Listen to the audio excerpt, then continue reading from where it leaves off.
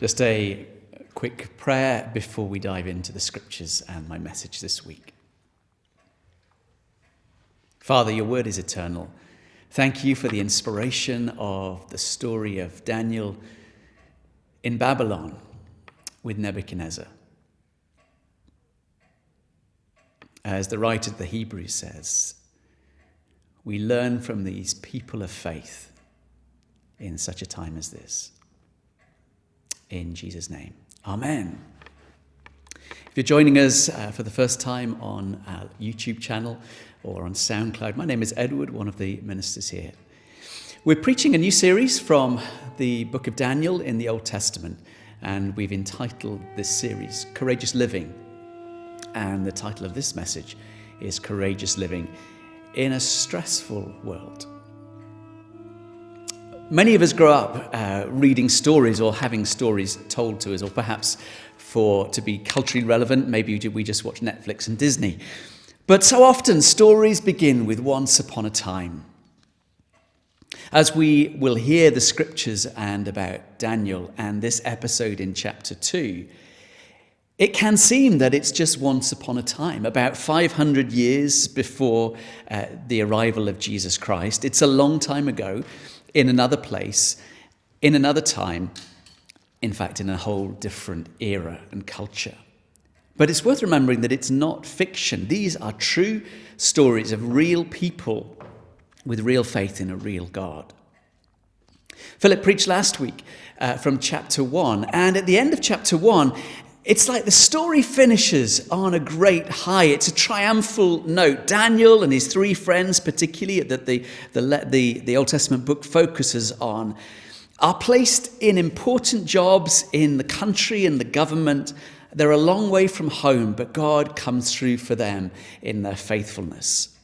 They remained faithful to God, and he honored them. He miraculously brought them into a position of importance and prestige. Is that the end of the story? Is that and they all lived happily ever after? No. Far from it, because being the people of God doesn't inoculate them or us from difficulty. So right into the beginning of chapter 2, we suddenly face and recognize that Daniel and his fellow people, those in Babylon, are in danger in their lives. Chapter 1 tells us that they were walking close to God, that they were being obedient, and yet they were faced with challenge and stress. Courageous living in a stressful world. So let me ask you something. Do you think being a Christian is easy? I don't know if you've ever met somebody as a believer in God, or maybe thought this yourself at some point. I haven't got any problems because I'm a child of God. God's so good to me. It's like sailing through life on calm, sunny seas. If I hear that, I become a little suspicious. Maybe I think a little bit resentful too, because I wish I could say the same and claim that I had no problems and no struggles at all. But I actually think the reality is we do live in a stressful world. Living through these last months of a pandemic and a COVID lockdown is case in point. If we need any other demonstration that this is actually true, that we live in a stressful world, turn to any page in the Bible. And it's vividly portrayed that it's not long between when God's faithful servants, men and women of courage and vitality, of great faith, actually endure struggles and crisis and hardship. A friend, Ron Boyd McMillan, who was with us a few weeks ago, reminds us again and again, when we turn to the pages of the New Testament, and indeed so much of the Bible in its entirety, that it was written by persecuted believers for persecuted believers in the midst of times of trial. So what of chapter 2? Chapter 2 helps us to understand that in the crisis we are facing, it's never beyond God. It's never beyond his ability to help. Rather, the things that we come across in a stressful world are perhaps opportunities to grow and learn, perhaps to endure, but through them all to become more Christ-like. Paul, in his letter to the church in Rome, chapter 5, says, "And we boast in the hope of the glory of God. Not only so, but we also glory in our sufferings, because we know that suffering produces perseverance, perseverance character, and character hope. And hope does not put us to shame, because God's love has been poured out into our hearts through the Holy Spirit, who has been given to us." So courageous living in a stressful world. What's the normal reaction when a problem confronts itself, when a circumstance raises its reality in our lives? For me, when I'm faced with a crisis or a problem, my initial reaction is that I tend to shrink back from the problems. I may try and pretend it's not there, but if you're anything like me, you know that problem, even if you try and put it out of your mind, is always on the edge of consciousness, niggling away. Very quickly, that problem, that crisis, can generate fear and anxiety and worry. For me, I tend to see and I look at the challenge, the crisis, and it begins to fill my gaze and it occupies my mind and it takes up all the bandwidth in my emotion and thought life. It can impinge upon sleep and wakefulness. It eats away within. It causes disquiet from within, worry and anxiety. And then kicks in the imagination. Have you ever found that? That we begin to project forward about the problem, the thing that is facing us, the concern, and our imagination runs riot and produces, in my mind at least, all the worst case scenarios, all the outcomes that I most dread are most likely to happen. Maybe that's just me. Daniel 2 helps us to know that we live in a fallen world which doesn't honor or obey God, that the world that we are living in, sojourning in, is hostile to God. And the very nature of being children of God, children of light, followers of Jesus Christ, is that we will bump up against this fallen world. We will face stress daily. We aren't yet living in heaven and the full and unveiled rule and reign of God. Jesus said it like this in John 16, "I've told you these things so that in me you may have peace. In this world you will have trouble, but take heart, I have overcome the world." If you hear nothing else from this message, hold on to John 16:33. So chapter 2 of Daniel, there are two characters, two people who faced crisis and stress in completely different ways. One lost control of himself and became brutal and raging, while the other remained calm and helped turn the crisis into opportunity and kingdom victory. So let me just read a few verses from chapter 2. In the second year of his reign, Nebuchadnezzar had dreams. His mind was troubled and he couldn't sleep. So the king summoned the magicians, enchanters, sorcerers, and astrologers to tell him what he had dreamed. When they came in and stood before the king, he said to them, "I've had a dream that troubles me and I want to know what it means." Then the astrologers answered the king, "May the king live forever. Tell your servants the dream and we will interpret it." The king replied to the astrologers, "This is what I have firmly decided. If you do not tell me what my dream was and interpret it, I will have you cut into pieces and your houses turned into piles of rubble. But if you tell me the dream and explain it, you will receive from me gifts and rewards and great honor. So tell me the dream, interpret it for me." Once more they replied, "Let the king tell his servants the dream, and we will interpret it." Then the king answered, "I'm certain that you're trying to gain time because you realize that this is what I have firmly decided. If you do not tell me the dream, there is only one penalty for you. You have conspired to tell me misleading and wicked things, hoping the situation will change. So then, tell me the dream, and I will know that you can interpret it for me." The astrologers answered the king, "There's no one on earth who can do what the king asks. No king, however great and mighty, has ever asked such a thing of any magician or enchanter or astrologer. What the king asks is too difficult. No one can reveal it to the king except the gods, and they don't live among humans." This made the king so angry and furious that he ordered the execution of all the wise men in Babylon. So the decree was issued to put the wise men to death, and the men were sent to look for Daniel and his friends to put them to death.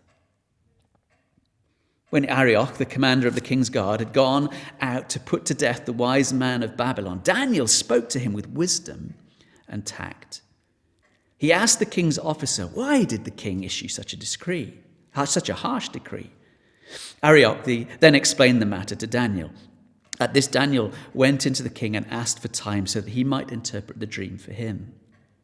Then Daniel returned to his house and explained the matter to his friends Hananiah, Mishael, and Azariah. He urged them to plead for mercy from God, from the God of heaven, concerning this mystery, so that he and his friends might not be executed with the rest of the wise men of Babylon. During the night, the mystery was revealed to Daniel in a vision. Then Daniel praised the God of heaven and said, "Praise be to the name of God forever and ever. Wisdom and power are his. He changes times and seasons. He deposes kings and raises up others. He gives wisdom to the wise and knowledge to the discerning. He reveals deep and hidden things. He knows what lies in the darkness, and light dwells with him. I thank and praise you, God of my ancestors. You have given me wisdom and power. You have made known to me what we asked of you. You have made known to us the dream of the king." The chapter goes on, we'll pick that up shortly. Nebuchadnezzar, the emperor, the king, the most powerful man of the biggest empire, the superpower of that era, has a dream. He's afraid because in those days dreams were considered important and significant, and there were manuals written at the time on how to interpret and learn from them, wise men to consult and could let you in on the future. Everyone wants to know what's going to happen, to have the fast track, the inside knowledge. Even today, if you went to a bookshop and looked in that kind of category of dreams and their meaning, so much is written about what we may glean about our consciousness or our inner psyche, or even perhaps seeing them as ways of understanding the future. I'm not suggesting you head to the bookshop or Amazon and other good booksellers and find out and order a whole selection of books on dream interpretation. But I am saying that God, again and again through scriptures, does reveal himself in all sorts of ways, including dreams. Anyway, Nebuchadnezzar, chapter 2, verse 2 and 3, is so upset. He's frightened. He's afraid. So he turns to the wise men in his fear. Now, obviously, the story starts off kind of normally. King says, "I've had a dream.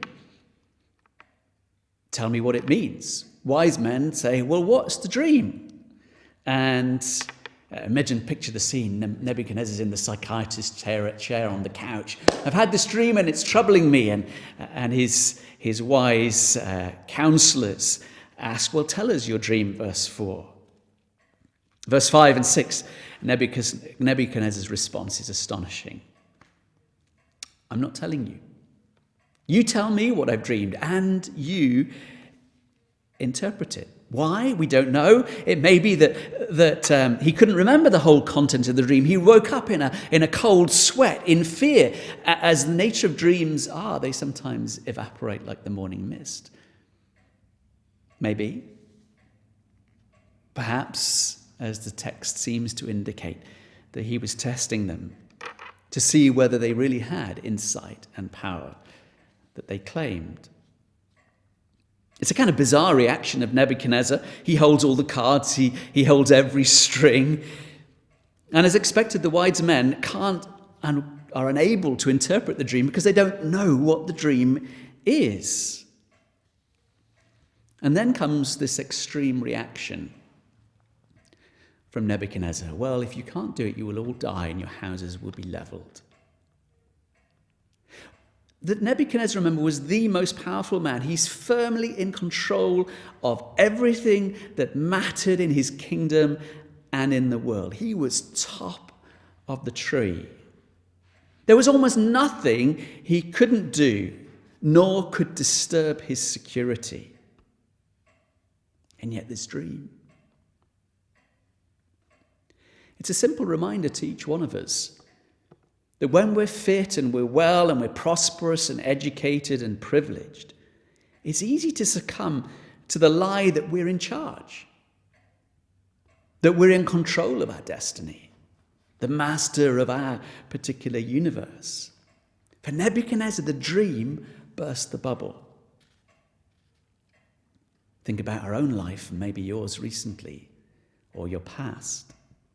Back in February this year, suddenly there was panic buying of toilet rolls and pasta and baked beans, and everyone started to fear and rush to the shops and emptied the shelves. What if they run out? Or a storm, a hurricane, an autumn, summer, winter storm, or a natural disaster, or an economic shock, or a pandemic. And we recognize this phrase, will we ever get back to normal life?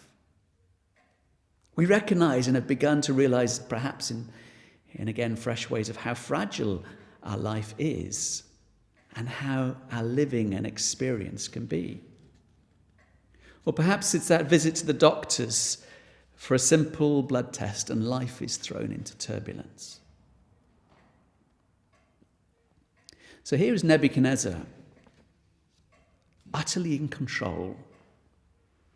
But this dream, something that he couldn't control, a dream which got under his skin, lodged in his mind, which disturbed him, and it kept reoccurring. You see, Nebuchadnezzar had his security in the things he could control, the things he could manage and influence, and therefore, by implication, the things of this world, the earthly things. And yet he was rattled when he encountered something that he couldn't control. This strong man felt weak and insecure, and to compensate, asserted his power so that he could feel strong and in control again. So often, extreme reactions to unexpected events are common in those who get their security from things of the earth, from the tangible, the material, the things we assume we can control. I have to say to you, if you're putting your trust in earthly things, these things, it will disappoint you and disillusion you. You will never find your security there. A leader turns to a tyrant when threatened and challenged about their authority and leadership. A mother acts unreasonably when her child asserts independence, makes an important decision without consulting her. The decision itself is perhaps a good one, but she's upset because she's left out.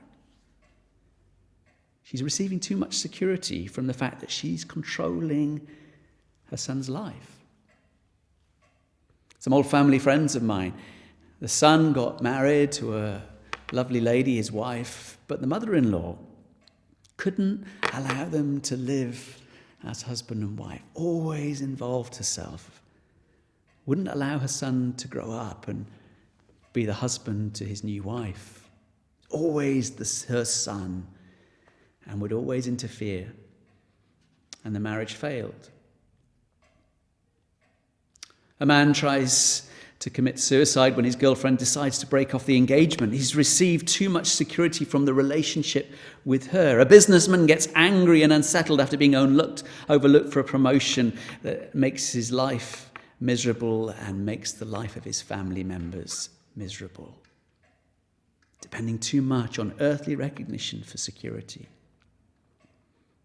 As long as we live in a fallen world, we can never completely control the situations we face. We live in a stressful world.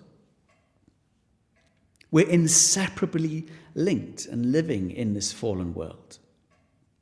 And unless and until we have a deeper security and a fulfillment in the eternal one, the holy one, the perfect one,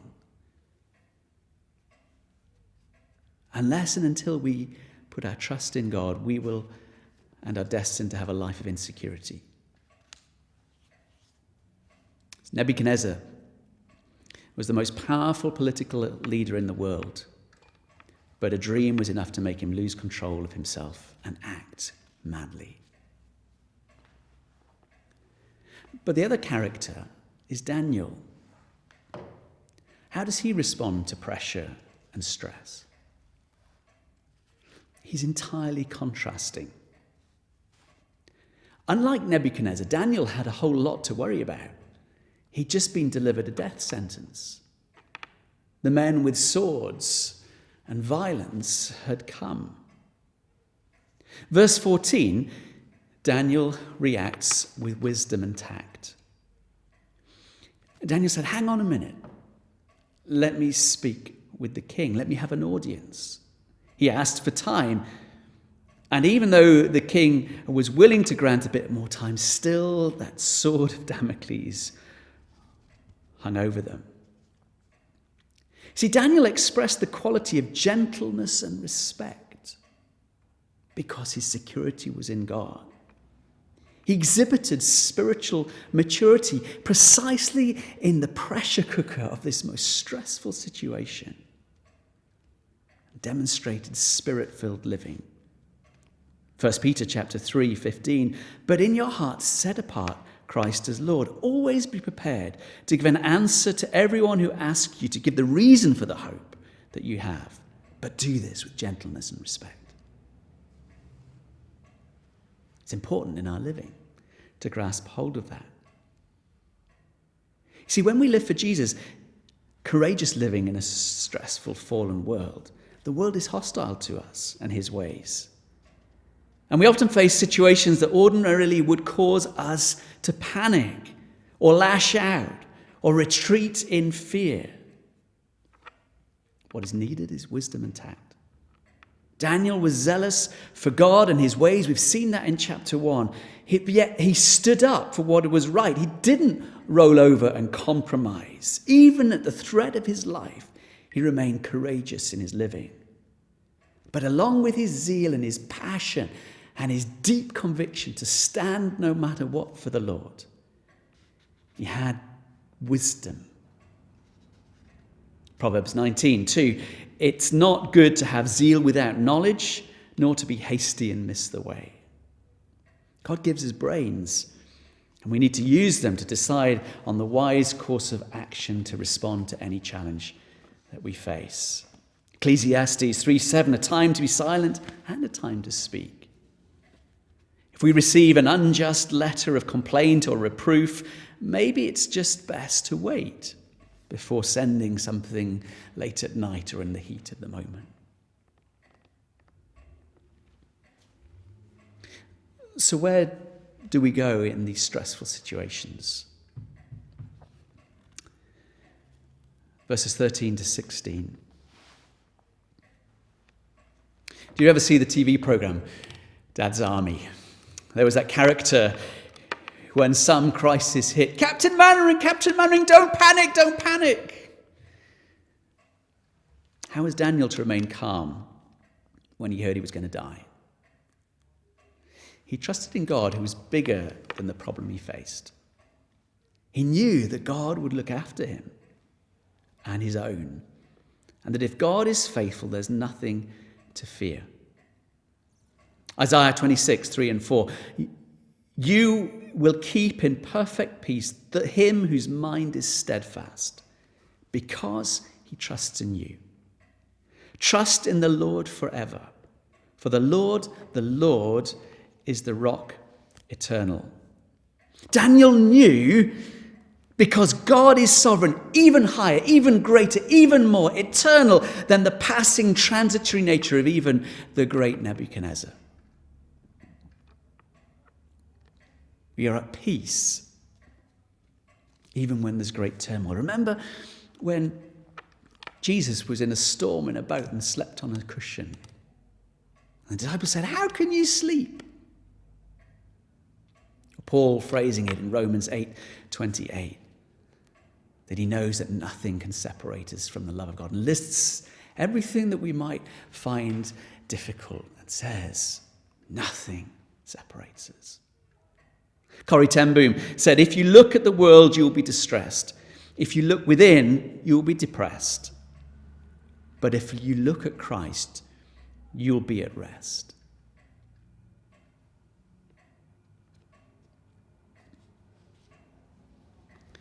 How does Daniel respond? He prays. He gathers his friends and they pray. After hearing of the crisis and the danger, he responds calmly and confidently. He gathers them to pray. It's their one recourse. It's their repeated pattern and behavior. The Babylonian wise men had one thing right. No one could interpret and discover what dream Nebuchadnezzar had, but Daniel knew who could help them. There is a God who lives among his people. The astrologers and the wise of this world forget that God is close by, at hand, our ever-present help in times of trouble. They didn't get it right, verse 11. No one can reveal it to the king except the gods, and they don't live among human beings. Have you heard? The word became flesh and dwelt amongst us. That old hymn, have we trials and temptations? Is there trouble anywhere? We should never be discouraged. Take it to the Lord in prayer. Or as F.B. Mayer writes, unbelief puts our circumstance between us and God. Stressful situations, the things that come before us that occupy our minds. Unbelief puts our circumstance between us and God, but faith puts God between us and our circumstances. Daniel and his friends don't panic but pray. They pray that God would reveal the mystery to them. If not, they were still in his hand. No one could snatch them away. And that night, read on the story from verse 24. Read on the story. That night, God does reveal and speak. It's always in his nature to speak and reveal his ways. And before Daniel heads back to the palace, he prays again. Not on this time pleading and petitioning, but giving thanks. Prayer has so many forms. Daniel's praying, recognizing that God is sovereign. He is the ever-present help in times of trouble. He is the hope. And goes back to Nebuchadnezzar. And Nebuchadnezzar greets him, allows him the audience, and Daniel shares the interpretation of the dream. I'd encourage you to read the rest of chapter 2. It talks about what Daniel sees. He sees a big statue with a head and shoulders and a body and legs and feet. And Nebuchadnezzar's astonished. How can you know that? The living God must have revealed this to you. Indeed it had. And then Daniel goes on to interpret. I'm going to pick up just because it's important. in verse 31. Your Majesty looked, and there before you stood a large statue, an enormous, dazzling statue, awesome in appearance. The head of the statue is made of pure gold, its chest and arms of silver, its belly and thighs of bronze, its legs of iron, its feet partly of iron and partly baked of clay. While you were watching, a rock was cut out, and not by human hands. It struck the statue on its feet of iron and clay and smashed them. Then the iron, the clay, the bronze, the silver and the gold were all broken to pieces and became like chaff on the threshing floor in the summer. The wind swept them away without a trace, leaving a trace. But the rock that struck the statue became a huge mountain and filled the whole earth. This was the dream, and now we will interpret it to the king. Your Majesty, you are the King of Kings. The God of heaven has given you dominion and power and might and glory. In your hands he has placed all mankind and the beasts of the field and the birds in the sky. Wherever they live, he has made you ruler of them all. You are that head of gold. And then goes on to say there will be kingdoms that come and rise up, but weaker and lesser. Verse 44. In the time of those kings, the God of heaven will set up a kingdom that will never be destroyed, nor will it be left to other people. It will crush all those kingdoms and bring them to an end, but it will itself endure forever. This is the meaning of the vision of the rock cut out of the mountain, but not by human hands. A rock that broke the iron, the bronze, the clay, and the silver and the gold to pieces. The great God has shown the king what will take place in the future. The dream is true, and its interpretation is trustworthy.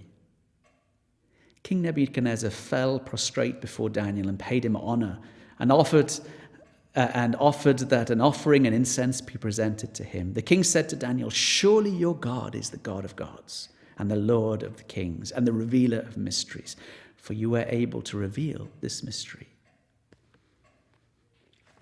And so Daniel is promoted yet more. Courageous living in a stressful world and faced with challenges. We either spin out of control and fear and rage and try to use our limited power, which ends up causing more destruction, more stress. But Daniel's courage and his deep trust in God, in praying, as we'll see in the stories to come, in praying even when the circumstances seem to go badly. But in it, through that revelation, and Nebuchadnezzar begins to grasp it, the bigger picture. Whatever kingdoms come, whatever problems rise or fall, the King of Kings, the Lord of Lords, will endure always. His kingdom won't end. That of Jesus, that of God. Proverbs 1:7, the fear of the Lord is the beginning of knowledge, but fools despise wisdom and discipline. Daniel grasps it. And we can hang on to this in whatever stress and crisis we're facing. That the things of this world will pass, but the kingdom of God will endure forever. The rock wasn't fashioned or made by human hands or wisdom or ideology or intellect or wishful thinking. But God, the Word, became flesh amongst us. God is in control, even in far-flung pagan Babylon. The Lord lives, the Lord reigns. Whatever circumstance, whatever stress, whatever is eating away at the heart of the mind at the moment, put God in your frame. God is in control of all situations. A pandemic, whatever ism and ideology seems to be in ascendancy, whatever news has broke upon you, whatever robs you in your sleep of peace and rest, God is God. Oppressed people everywhere, the persecuted, know that the evil that we encounter in a fallen world is not the end of the story. The fallenness, the brokenness is not the end of the story. Picture how this chapter ends.